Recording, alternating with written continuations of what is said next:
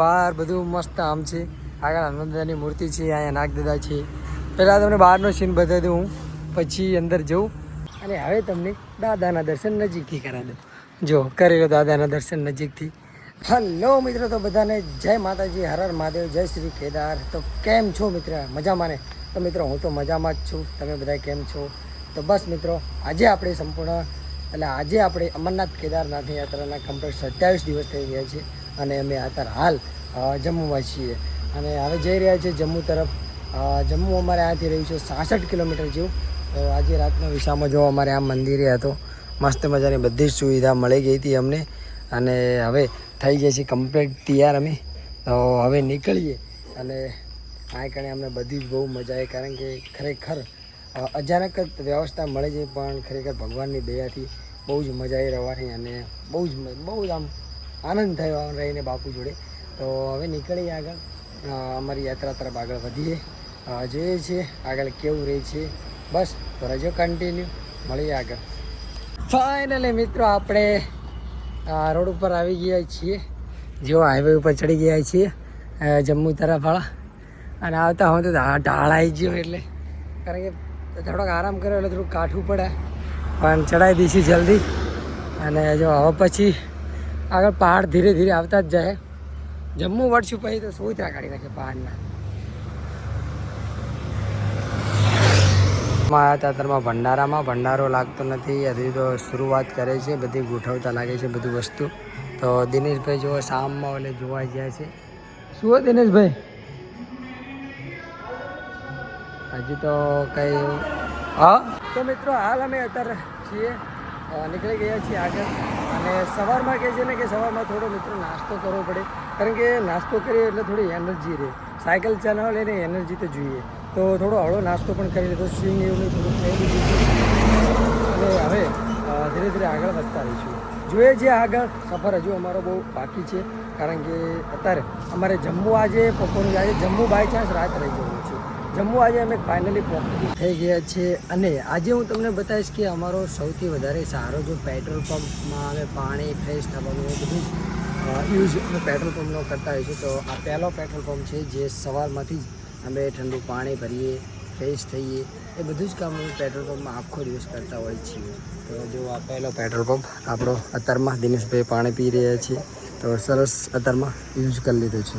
તો હાલ 10 વાગી ગયા છે અને અમે જો તમને પહેલાં બતાવી દઉં, પછી તમને એક વાત કહું.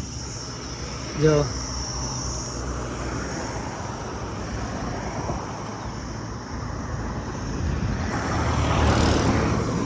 અને હવે તમને કહું કે મિત્રો અમે અત્યારે હાલ કંઈક 9:30 વાગે એક મિલિટરી કેમ્પમાં પહોંચ્યા હતા. અને મિલિટરી કેમ્પવાળાએ અમારું બધું જ ચેક કરી લીધું, એટલે ખાલી હતા તો ટેમ પૂરતું ત્યાં આગળ તો હજી બાકી ચેક કરવાનું, પણ અત્યારે ટેમ પૂરતું ચેક કર્યું એટલે બધું ઓકે આવ્યું. એમને સરસ નાસ્તો કરાયો, મસ્ત મજા આવી સાહેબ જોડે વાત કરવાની. ધીરે ધીરે દોસ્તો અમે જમ્મુ તરફ આગળ વધતા. અત્યારમાં થોડો હળવો નાસ્તો પણ કરી લીધો છે એ અને દિનેશભાઈ, કારણ કે સવારમાં થોડી વધારે ભૂખ લાગતી હોય છે, એટલે હળવો નાસ્તો કરી લે એટલે સાયકલ ચડાવવામાં કોઈ તકલીફ ના પડે. હવે આગળ જઈએ છીએ જમ્મુ તરફ. જોઈએ છીએ મારા ખ્યાલથી 55 કિલોમીટર જેવું બાકી છે, પણ સફર બહુ ગરમી તો વધારે પડે છે. જમ્મુ વળશું પછી ઠંડી જેવું વાતાવરણ બધા કે આવી જશે. અત્યારે ભંડારા અને ચાલુ ગામ જોઈ શકો છો, આ રીતે છે, પુલ છે આ.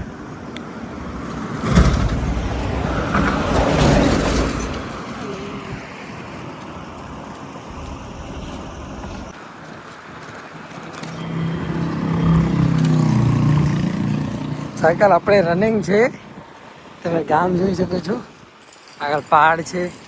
જમ્મુમાં આ રીતે ગામ હોય છે. બહુ ઢાળ આવ્યો, બહુ આમ સાયકલ ફૂમ કરી લીધી જાય. મિત્રો તમે જમ્મુના પહાડ હવે જો ચાલુ થઈ ગયા છે અને તમે જોઈ શકો છો વ્યૂ. એક બાજુ કેનાલ છે, સામે પહાડ છે, આગળ જવાનું છે, એની સાઈડમાં રસ્તો છે. અને જો આ રીતે રસ્તો છે, સામે મસ્ત મજાના પહાડો છે. હવે પહાડ એરિયા ચાલુ થયો ધીરે ધીરે. જમ્મુ પછી તો નરાજ પહાડ આવશે, પણ અહીંયા પણ હજી તો થોડા 40 કિલોમીટર જેવા દૂર છીએ અને વ્યૂ તમે જોઈ શકો છો.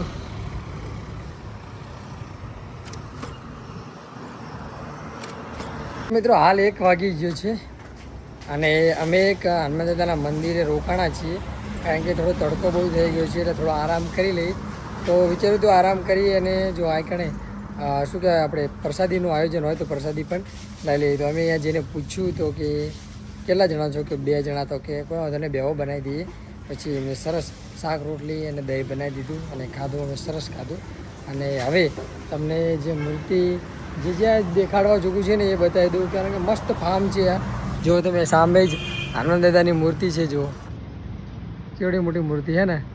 પછી આંક્યાર જો આ તમને અંદર પણ બતાવીશું આની શું છે. તો હવે જઈએ હું અને મારો મિત્ર દિનેશ બંને ફરીએ થોડુંક વિડીયો બનાવીએ અને પછી આવીએ પાછા. તો ચલો દિનેશ. તો મિત્રો તમે જોઈ શકો છો જો કેવડો મોટો નંદી મહારાજ બનાવ્યા છે અહીંયા. અંદર પણ છે જો જોવાનું તો અંદર મૂર્તિ છે તો તમને એ પણ અમે બતાવીશું. અંદર પેલા બહારનો સીન બતાવી દઈએ કે બહાર કેવું છે. જો બહાર બધું મસ્ત આમ છે. આગળ હનુમાન દાદાની મૂર્તિ છે, અહીંયા નાગ દાદા છે. પહેલાં તમને બહારનો સીન બતાવી દઉં હું પછી અંદર જઉં તો જુઓ કેવું છે હે ને.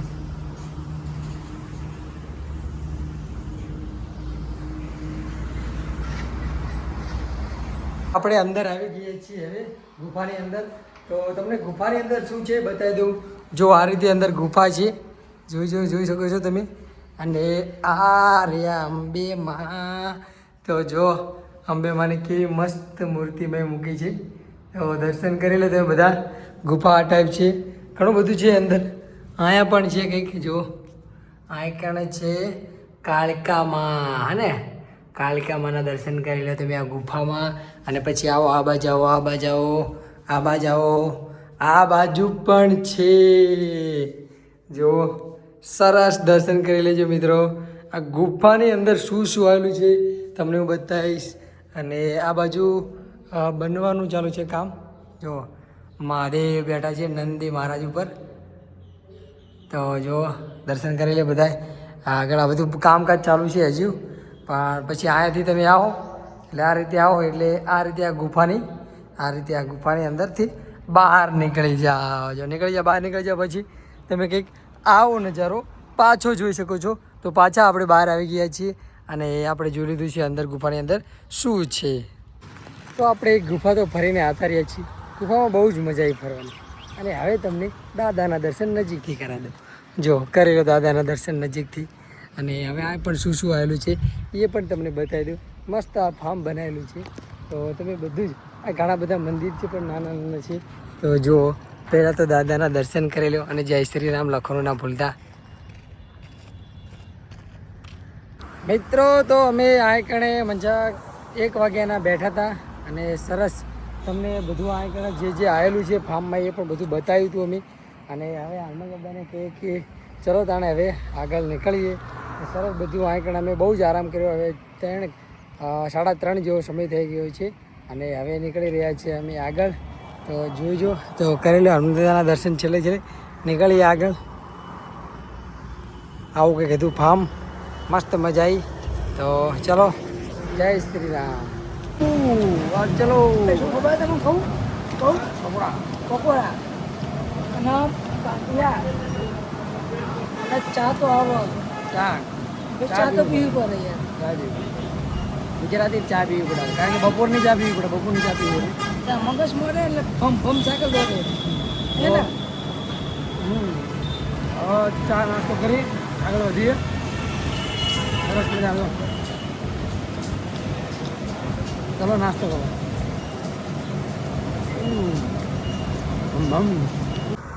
આજે આ પુલની તો શું વાત કરું યાર. કંટાળી ગયો છું પુલથી કારણ કે ખતરનાક 40 થી 50 કિલોમીટરનું અંતર કાપ્યું છે પણ આખો દિવસ પુલ ચડાય ઉતાર કર્યું છે. જો અત્યારે પણ હું પુલ ઉપર જ છું. હેવી પુલ છે, બહુ મોટો પુલ છે. આમથી ચડાવતો આવ્યો છું. અને જ્યાંથી મતલબ કે અમે સવારમાં હનુમાન દાદાના મંદિરેથી અમારે જમ્મુ 66 કિલોમીટર બાકી હતું અને 66 કિલોમીટર પછી અમે 5 કિલોમીટર કાપ્યું પછી તાણથી પુલ ચાલુ થઈ ગયા છે. ચડાવો ઉતારો. એમ કરીને અમે 40 કિલોમીટર જેવું અંદર કાઢ્યું છે ને હવે જમ્મુ રહ્યું છે અમારે 20 કિલોમીટર. તો જઈએ છીએ. તમે ગરમી તો જુઓ, ખતરનાક ગરમી પણ પડે છે અને ખતરનાક પુલ પણ આવતા જાય છે. તો ચલો જઈએ આગળ, કેટલા પુલ આવે છે જોઈએ. બાકી મારો મહાદેવ કરે ઠીક. આપણે અત્યારે જમ્મુમાં પહોંચી જઈએ છીએ અને જમ્મુમાં બહુ રાતે રવાનું મોડું જેવું છે એટલે 1 વાગે જેવું છે. અમે કમસે કમ 11 વાગે રાતે રવાનું પહોંચ્યું છે મંદિર. અને હવે આપણે આજે વિડીયો આજે જમ્મુમાં ખતમ કરીશું. કાલે આગળ આપણે વિડીયો સ્ટાર્ટ કરીશું. તમને બધા દેખાડશું પહાડ અને જમ્મુનું કેવું વાતાવરણ છે, કેવું લોકેશન છે. બસ તો મળીએ કાલે નવા દિવસમાં. બાકી બધાને